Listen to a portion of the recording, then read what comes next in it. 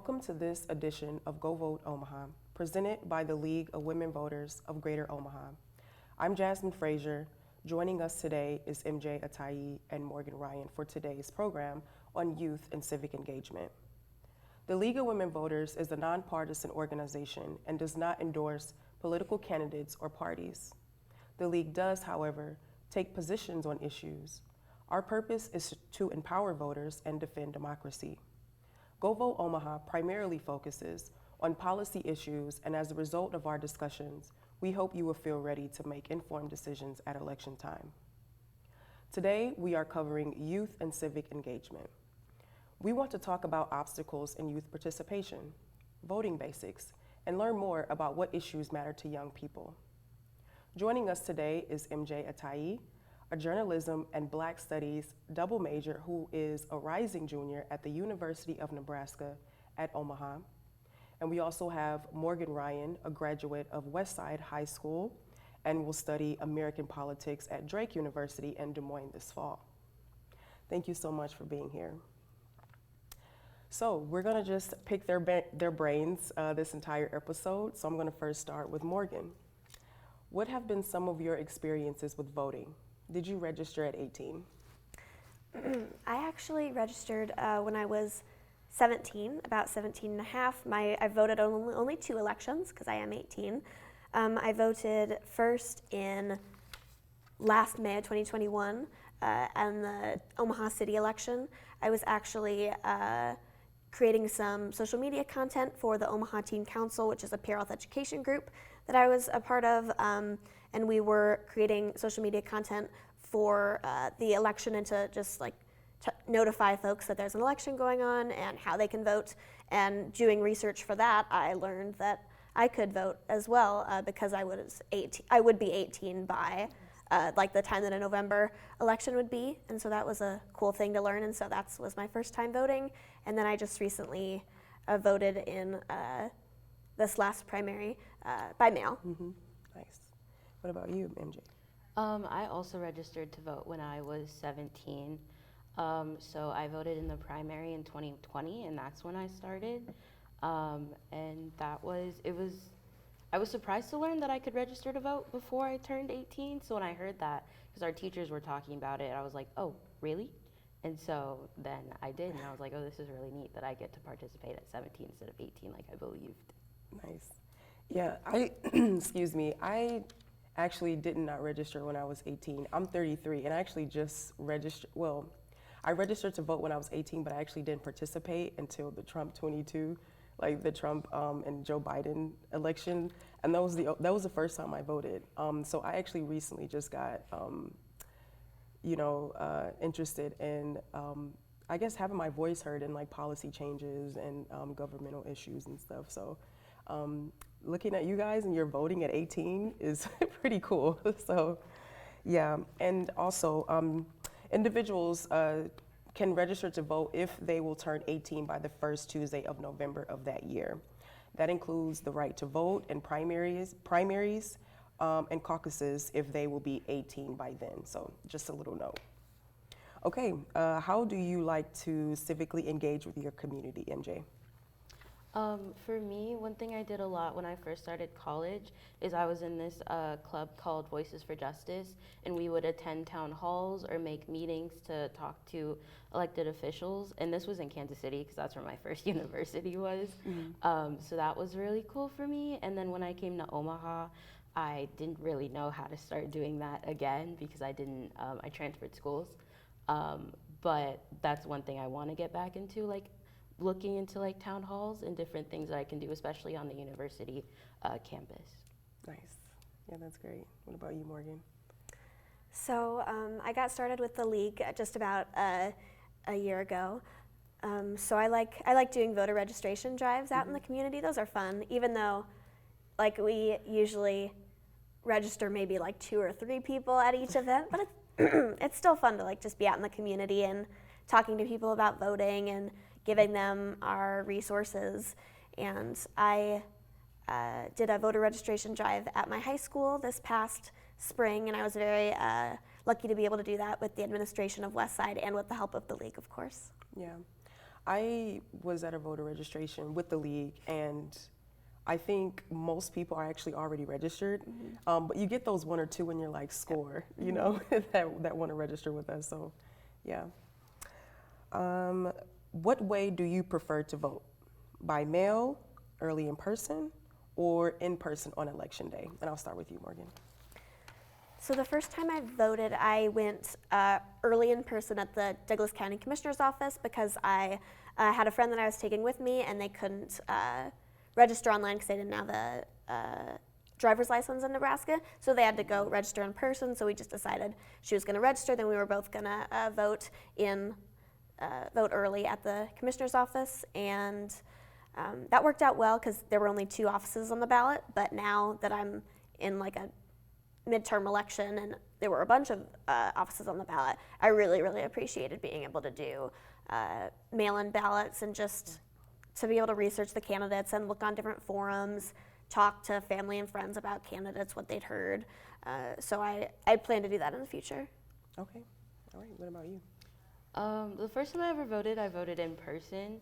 But then for the general of 2020, I did early. And then for this last one, for the primary, I just went regular in person. But I think I prefer like doing the early like mail-in. That's like my preferential, and I'll probably do that again. Yeah, for me, I like to go in person. For some reason, going through the doors and giving my ID, that type of deal, is just very, I guess, empowering for me. I'm like, I'm participating. So yeah, I particularly like to go inside. But I definitely appreciate the mail-in voting and early voting just for people that can't make it in person, they're working, or can't get to the commissioner's office to do it, or their polling location. And also, a couple of facts. College students living on campus can choose to register to vote at their dormitory or at their parents' home address. Students may only be registered to vote in one location. Also, college students can vote in their home state or in the state that they attend college. Okay, let's start with you, MJ. What obstacles have you faced when voting or wanting to participate in civic engagement? I didn't really face any obstacles in voting in particular. I think my only one was that first time voting in the general of 2020, because I was like, how do I go about this? Because I'm in Kansas City. Like, that was my main thing. I was like, how do I do that? Which I figured out, which was nice. So that was my only thing. And then like with the engaging like civically, my only thing was like, what do I do? Like, especially with like COVID happening, I was like, I can't really do in-person stuff. So how do I do online stuff? So that was like my biggest obstacle. Yeah, COVID was a big obstacle for everyone, but it was a big turnout still. So yeah, what about you? I don't really think I faced a lot of obstacles voting in this state. I think that we're pretty lucky to not have a lot of onerous restrictions. But I am concerned about the potential for a voter ID requirement in the state, particularly for young folks, because people think like everybody has a driver's license. I know a lot of young people that do not have driver's license. Right. Like there are plenty of 18-year-olds that do not have driver's license. And of course that works for folks with disabilities as well, elderly folks, people that are less likely to have those. And also, like if you want to vote from home, a lot of us don't have copiers to copy like your ID, which I think would be required. So that's something that I'm concerned about in the future. Yeah. Okay, and some other special circumstances that I wanted to point out. Students experiencing homelessness can still cast a ballot. If you don't have a permanent home address, you'll need to put down the address of a homeless shelter, street intersection, or public park as your residence. Okay, Morgan, I'm going to start with you. Are there confusing parts of the voting process for you? Yeah, so I think something that I have seen like confuse folks with early voting specifically is like having to fill out a thing to apply for an early voting ballot in the primary and the general. I think that that's kind of wonky and difficult for folks. And then sometimes people get confused with just like the primary and the general and, oh, I already voted. Like, oh, there's another one. Yeah, that's what I think I agree. I agree, especially about the primary in general. Yeah, I have family that I'm like, hey, so the primary is up, and they're like, hey, we just voted. So I'm like, no, do it again. What about you? Mine was the obstacle of like what you were talking about, like having to fill out to apply and then actually filling out, plus like all of like the deadlines and the dates, because I always get those mixed up. So that was like, that was Yeah. really, it was hard to Confusing. navigate at first. Yeah, yeah, for sure. And some other tips, you do have to re-register when the following changes. Your name, your address, your political party affiliation, or failure to vote in a previous election does not require re-registration. So just to clear that up. All right, number 6, why is voting or being civically engaged important to you, MJ? For me, it's about like having a voice and kind of like making sure that I am heard and represented, because I know that like there's a long future for me here, and I'm like, I need to be able to, what's it called? Thinking. I need to participate. Yeah. That's the word. Yeah. I need to be able to participate, to see like the change that I like really believe in, or keeping the things that exist that need to be there just because it's fair. Yeah. What about you? I always think about all the people that devoted their lives to making sure that somebody like me, an 18-year-old woman not landowning, was able to vote. And I don't know, it feels kind of disrespectful to all the people that fought to make sure every American has the right to vote, to just act like that's nothing. There are kind of a few like rights that we are absolutely guaranteed, and this is like one thing that we can do, everybody can do to help, to show your voice. And I just think it's sad when folks choose not to do that or have a reason that they can't vote. Yeah, I agree. It's really important to me. It just recently became important, as I told you guys a year ago or 2 years ago.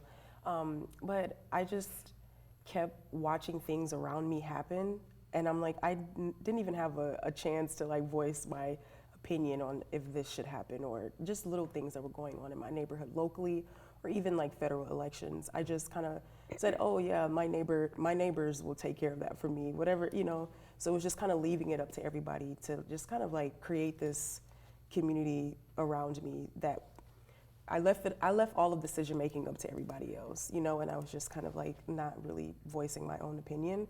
And you know, our opinion, it can make a small dent, but it's still something. It's still a dent, you know, to making some changes. So that's just really important for me. And historically, yeah, like you said, there's a lot of people that fought and died for us to be able to just cast our ballot.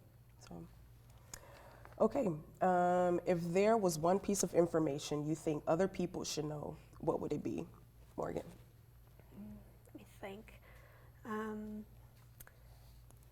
Practically, I think that you need to get registered to vote a few weeks beforehand. That I think is just an obstacle that some people don't see coming. They don't know they have to register to vote, and they don't know that you have to register so far in advance. There are lots of community organizations that are trying to do like education to folks about that, including the league.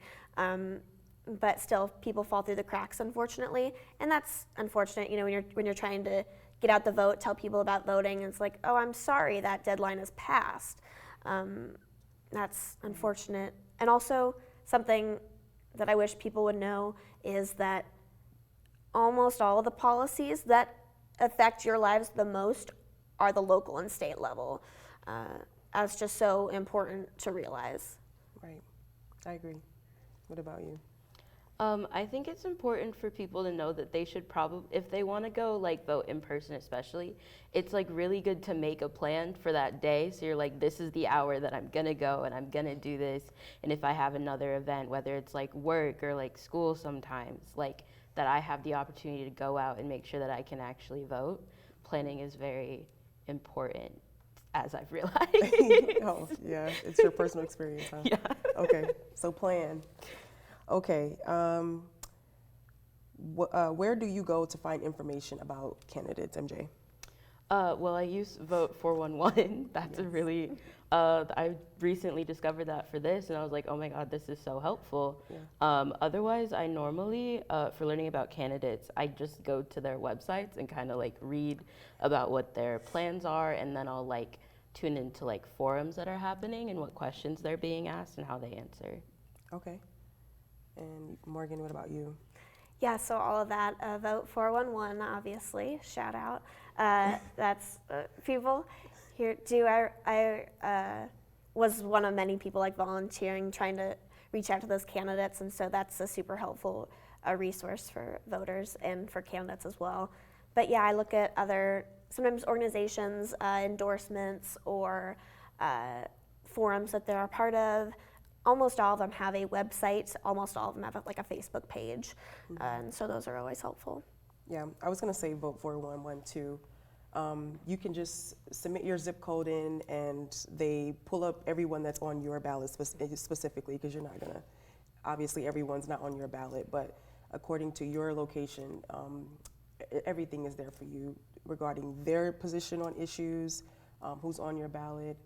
So pretty much everything you need to know is on vote411.org. You can also find mock ballots on, like before the election, you can find them on like the Douglas County Election Board. So like if you do want to go like in person, but you want to be able to like prepare ahead of time, that's something like cool that I just found out about. What is it again? You can find, I don't know if they call them mock ballots, but I know I found it on the Douglas County Election Commissioners, and it's just like a little blank ballot that you can find online. So you can see who's on the nonpartisan ballot or the Democratic or the Republican or whatever, if you want to like plan ahead and start investigating candidates before you get to the polls. Nice, that's a good tip. I just learned that, so thank you. Okay, let's start with you, MJ. What issues are important to you? Right now, gun control is a really big one. LGBTQ rights, there's a lot of that, a lot of bills going around, and that is important to me. Abortion rights, those are like my top 3 right now. Also climate change, that is another really big one for me. Lots of issues are important to you, nice. Keep that going. You? Yeah, I think maybe like my first love is reproductive justice and abortion rights as well. I love that work. I've also started doing like some disability rights issues, which I enjoy. And as well as like voting rights, and it's cool to see all the intersections between different movements. Like voting restrictions are fought by disability rights groups, and for those reasons. And yeah, those are some of the issues that I love. I think a lot of young people have some of the same issues, as well as like there are some issues that kind of like just affect us, like university policies, student loan stuff. Okay, I want to expand on that, like important issues. So sometimes as a young person, you haven't had time to develop your own belief system when it comes to government or policy concerns. So what would be your advice to other young people on discovering what's important to them? And I'll start with you. Yeah, I think something that is helpful is we've got like all of the internet, so you can learn anything that you want to learn. I don't think it's as much as it used to be, where maybe you were just able to watch what your parents watch, just believe what your parents believe. Like you've got access to everything online. You can learn whatever you want to. So yeah, just like look at different sources, learn different things. And I do say to people that are interested in maybe finding out what they love, and maybe government, politics, just like do what you love, do what like sets fire through your veins. I think it's kind of easy to find what you're really, really passionate about and just go with that.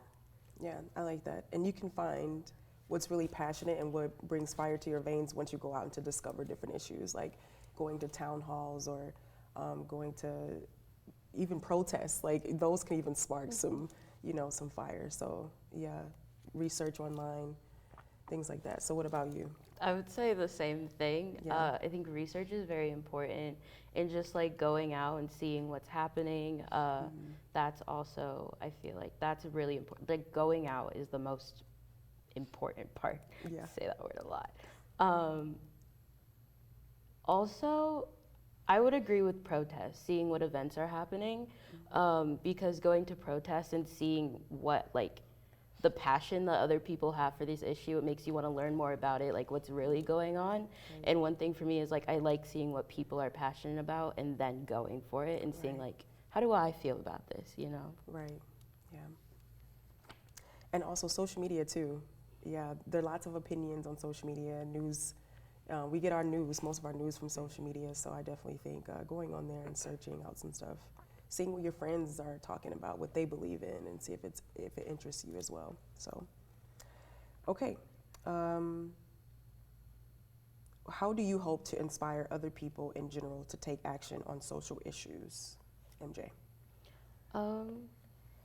I just want to like talk to people. That's my biggest way to inspire. Like I just feel like conversation is enough, and then like helping them look for what they like, or looking for events, or looking through social media. I think like conversation and aid, I feel like it's important for us to lead each other. So yeah. Okay. And what about you, Morgan?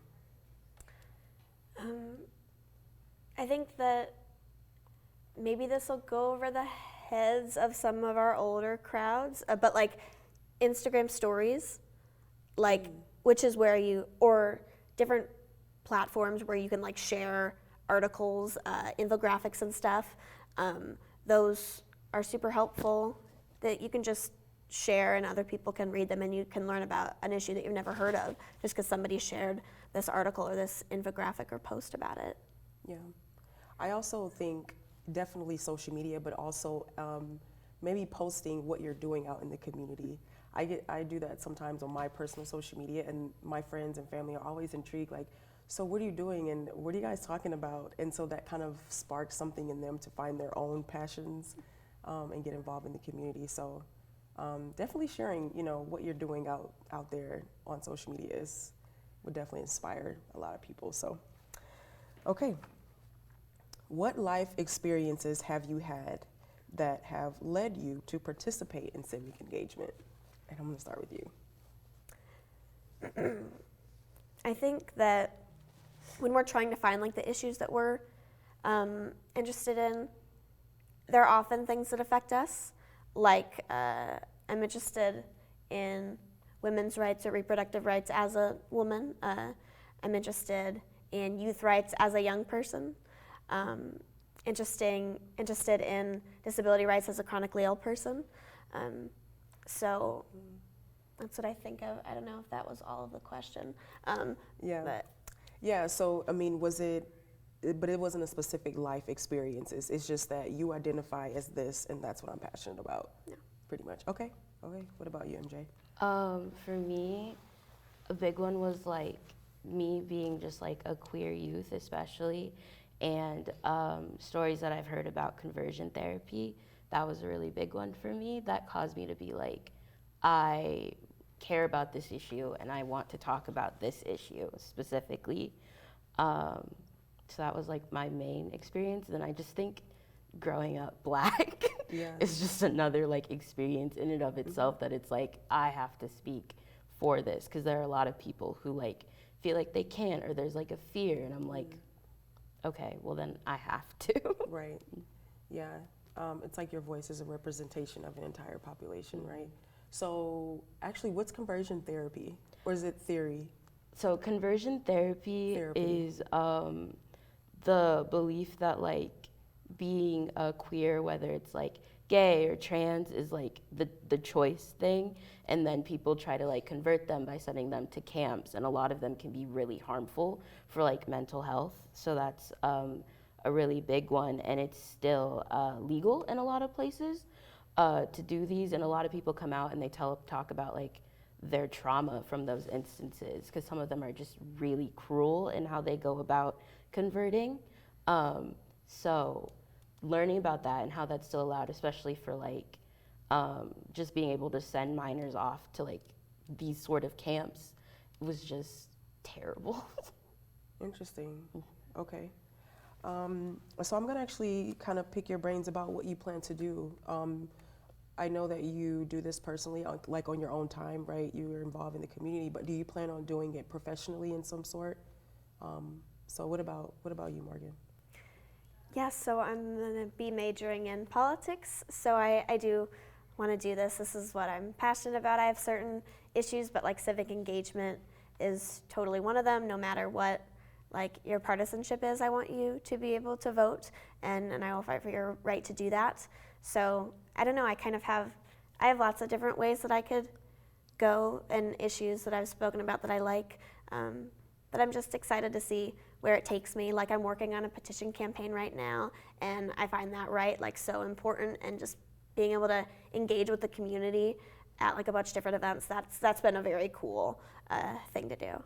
Nice. So will we see Morgan Ryan in some sort of public office in 10 years? Perhaps. It's not something I'm particularly interested in, but like maybe. Oh, really? Okay. What about you, MJ? So as a journalism major, specifically like concentrating in creative media, I like to tell people stories and like getting those stories about their communities out and like what they've done to want to help their communities or what their communities need help with and what they want to do, especially like, because I think media and like seeing things happening, like either through photography or video, just seeing it is enough to like make people feel something, because then you're actually like witnessing what's going on. So yeah.